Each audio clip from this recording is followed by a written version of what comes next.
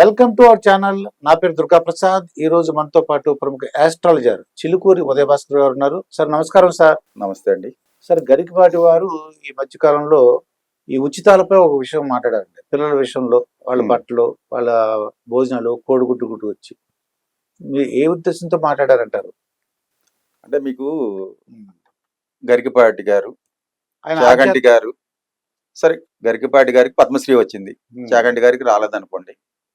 వీళ్ళు ప్రవచనాలు చెప్పేటప్పుడు ఆధ్యాత్మికం లేకపోతే అష్టాదశ పురాణాల్లో లేకపోతే భాగవతం, భారతం, రామాయణం ఉన్న మహా హిందూ గ్రంథాల్లో ఉన్నాయి తీసి చెప్పుకుంటే ఇలా జీవించండి, ఇలా ఉంటే మీ జీవితంలో మంచి మార్గంలో నడవండి అని చెప్పుకుంటా పోతే అది ప్రభావితం అవుతారు ప్రజలు. అది మంచి పద్ధతి అండి. దాన్ని పక్కన పెట్టి ఈ ప్రవచనకారులు, ఈ పద్మశ్రీ వచ్చిన ఆయన లోకాభిరామాయణం మాట్లాడుకుంటా వ్యంగ్యంగా, వెటకారంగా, ఎత్తిప్రాసల కోసం మాట్లాడి నవ్వులు పాలవటం తప్ప ఏమీ లేదండి. అప్పుడు దాకా సంపాదించుకున్న కీర్తి అంతా ఒక మాటతో పోయింది. ఒకానొక టైంలో ఒక సమావేశానికి వెళ్ళినప్పుడు మెగాస్టార్ గారు వచ్చారు. సో మెగాస్టార్ గారు ఎన్నో ఏళ్ళు కష్టపడితే సినీ రంగంలో ఒక ప్రముఖ వ్యక్తి స్థానం సంపాదించినటువంటి ఆయన, ఈయన అక్కడ కూర్చుని అహంకారపూరితమైన మాటలు మాట్లాడి మీరు ఫోటోషూట్ ఆపుతారా లేదా, లేకపోతే నేను లెగిసి వెళ్ళిపోతాను అని బెదిరింపు ధోరణిలో మాట్లాడాడు. ఏమయ్యాడు? ఆ రోజున నవ్వులు పాలయ్యాడు. ఈ రోజు కూడా అన్నం పరబ్రహ్మ స్వరూపం అంటారండి. అన్ని దానాల్లోకి అన్నదానమే గొప్పదని మన ఆధ్యాత్మికంలో ఉంది. అటువంటి అన్నాన్ని, మధ్యాహ్న భోజనం పథకాన్ని అమలు చేస్తున్న ప్రభుత్వ పథకాన్ని విమర్శిస్తూ అసలు ఎందుకు పెడుతున్నారు, పెట్టాల్సిన అవసరం ఏంటి, తిని సోమరిపోతులా తయారవుతారు. ఇవాళ భారతదేశంలో తిండి లేక ఇబ్బంది పడేవాళ్లే ప్రభుత్వ బడుల్లో చదువుతారండి. అంతా బాగా ఉన్న సంపన్నులు కార్పొరేట్ స్కూళ్ళు, కార్పొరేట్ హాస్పిటల్లోనే వైద్యం తీసుకుంటారు, కార్పొరేట్ స్కూల్లో చదువుతారు. పేదవాళ్లే గవర్నమెంట్ స్కూల్కి వెళ్తారు, గవర్నమెంట్ బడి భోజనం తింటారు, గవర్నమెంట్ హాస్పిటల్కి వెళ్తారండి. సో ఇక్కడ ఆయన విమర్శించింది ఎత్తిప్రాసలు మాట్లాడుకుంటా గుడ్డు, గాడిద గుడ్డు ఏదో మాట్లాడుతూ విమర్శించడం అనేది అది అహంకారపూరితమైన భాష. రెండోది, ఈ ప్రవచనాలు చెప్పుకునే గరికపాటి అష్టాదశ పురాణాలు ఉన్నాయి, భారత భాగవత రామాయణాలలో ఈ విషయం ఉంది, దీన్ని మీరు తీసుకోండి, ఈ గ్రంథాన్ని ఆదర్శంగా తీసుకోండి, ఇలా జీవించండి అని చెబితే పర్ల. పచ్చి కూరగాయలు తిని 80 ఏళ్ళు బతకడం ఎందుకు, అన్నీ అనుభవించండి, 50 ఏళ్ళకి పోతే ఏమన్నా నష్టం వచ్చిందా? ఇది వ్యంగ్యం, వెటకారం అండి. అంటే ఏమి సలహా ఇస్తున్నాడండి? మీరు అన్ని తినండి శుభ్రంగా. అంటే అన్ని తింటే ఏమవుతుందంటే కాదండి, సంసార జీవితాన్ని కూడా రసాస్వాదన చేయండి. ఒక ప్రవచనకారుడు మాట్లాడి సంసార జీవితాన్ని కూడా ఆస్వాదించమని చెప్తున్నాడు. మరి నేను 2 పెళ్లిళ్ళు చేసుకున్నా, అలాగే మీరు కూడా ఒక 10 పెళ్లిళ్ళు చేసుకోండి, 10 మంది భార్యలతో జీవించండి, 10 × 20 40 మందిని కానండి, లేకపోతే 10 × 5 50 మందిని కానండి, హిందూ పాపులేషన్ పెంచండి, ఇక్కడ ముస్లిం క్రిస్టియన్ పాపులేషన్ పెరుగుతుంది అని కూడా ప్రవచనాలు చెప్తే బాగుంటుందండి.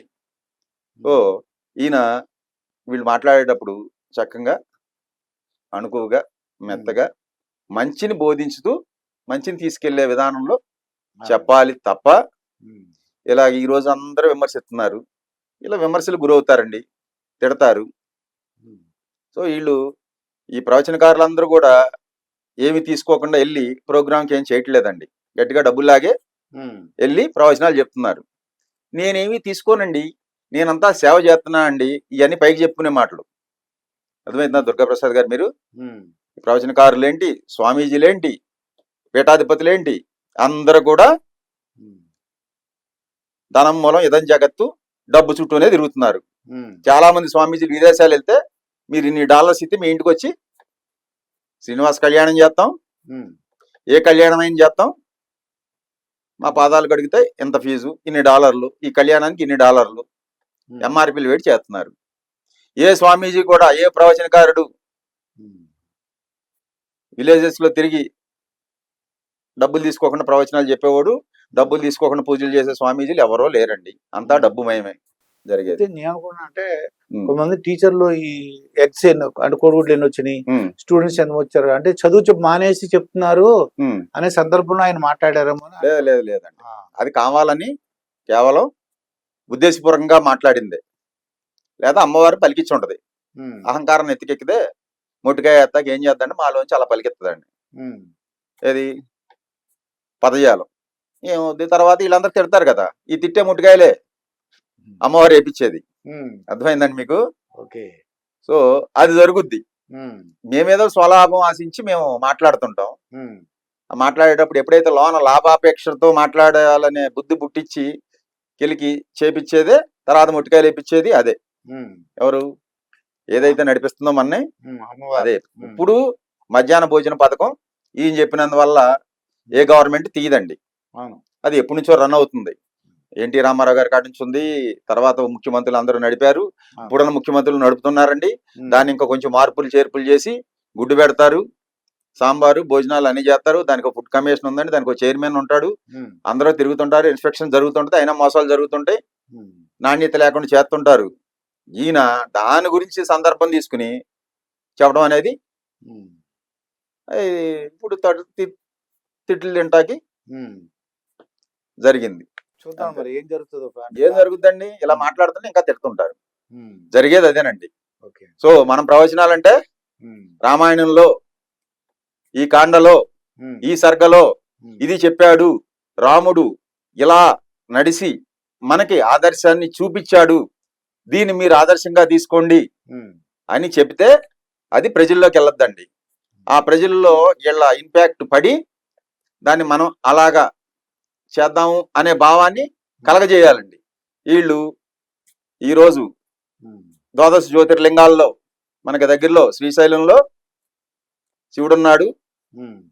ఈ పురాణంలో అలా రాసి ఉంది, వెళ్ళండి మీరు కోటీశ్వర్లు అన్నారు అనుకోండి ఈ ప్రవచనాల్లో, తెల్లారి నుంచి శ్రీశైలం క్యూ కడతారు. ఆ తర్వాత శ్రీశైలం తీసి అక్కడ ఉంది కదా అరుణాచలం, ఏదో ప్రవచనంలో పాపం గరికపాటో చాకంటో ఎవరో చాగంటి గారు అనుకుంటూ చెప్పారు అరుణాచలం గురించి. ఇప్పుడు అంతా షిరిడి మానేశారు, అరుణాచలానికి క్యూ కట్టారండి. అది జనం ఏదో జరిగిపోద్దని. ఏం జరుగుద్ది, మనం కృషి చేస్తే ఫలితం వస్తుందండి, అంతే తప్ప వెళ్ళి దేవుడి చుట్టూ ప్రదక్షిణాలు చేస్తే ఏమి రాదు. ప్రదక్షిణం అనేది ఒక మనం మంచి మార్గానికి, ఒక ధర్మ మార్గానికి, కష్టాలు తప్పించుకుంటా చేయమన్న దాన్ని ఈ రోజు మన వాళ్ళందరూ స్వార్థానికి వాడుతున్నారు. ఏది నాకు వీసా రావాలి, ఇక్కడ ఉన్నారు కదా గుడి ఉందండి అదే చిలుకూరు బాలాజీ ప్రదక్షిణాలు తిరిగేవాళ్ళు ఒక 20 ఏళ్ల క్రితం. ఇప్పుడు అదే పోయింది. మా కోనసీమలో అక్కడ వెంకటేశ్వర స్వామి అమలాపురం పక్కన ఉంది ఏమండి, ఇప్పుడు అక్కడ క్యూ కట్టారు. 7 శనివారాలు వెళ్ళి ప్రదక్షిణాలు చేస్తున్నారు. దేని గురించి? ఉద్యోగం గురించి, పెళ్లి గురించి, వేసాల గురించి, వ్యాపారంలో కలిసి రావాలని, ఏదోటి షార్ట్ కట్ గా ఓవర్ నైట్ నాకు అన్ని జరిగిపోవాలి, నా స్వార్థం, నా పిల్లలు, నా భార్య, దీంతోనే దేవుడి దగ్గర వ్యాపారం చేస్తున్నారు. గుడికి దాని గురించి వెళ్తున్నారు తప్ప కోరిక తీరదు అని ఎక్కడన్నా ఏ మతమైనా చెబితే ఒక్కరోజు కూడా ఎవడు గుడికి వెళ్ళండి. కోరిక తీరద్దని చెబితేనే క్రిస్టియన్ చర్చిలకి వెళ్తున్నారు, అల్లాహ్ నమ్ముకుంటాకైనా వెళ్తున్నారు. హిందూ మతాల్లో అనేక దేవుళ్ళు ఉన్నారు కాబట్టి అన్ని గోళ్ళకి ఎందుకు వెళ్తున్నారంటే మీకు జరుగుద్దంటేనే వెళ్తున్నారండి. నాకేంటి, దుర్గా ప్రసాద్ గారు ఉదాహరణ గుళ్ళో మీరు దేవుడు, మీకు నమస్కారం పెడితే నాకేంటి అనే భావంతోనే ప్రజలంతా ఉన్నారు. ఇప్పుడు ఏం చెప్పినా ప్రభుత్వం మాట ఆపోలండి, అంటే ఎందుకు ఆపుతాయండి? అన్ని కూడా పథకాలు కంటిన్యూ అవుతాయి. వాళ్ళు కొత్త కొత్త ఆలోచనలతో అంటే స్టూడెంట్స్ హెల్ప్ చేస్తారు. అంతేనండి. ఇదండి చిలుకూరి ఉదయ్ భాస్కర్ గారితో, ప్రముఖ ఆస్ట్రాలజర్ గారితో జరిగిన ఇంటర్వ్యూ. మరొక ఇంటర్వ్యూతో మీ ముందుంటాను, మీ మాస్టర్ దుర్గా ప్రసాద్.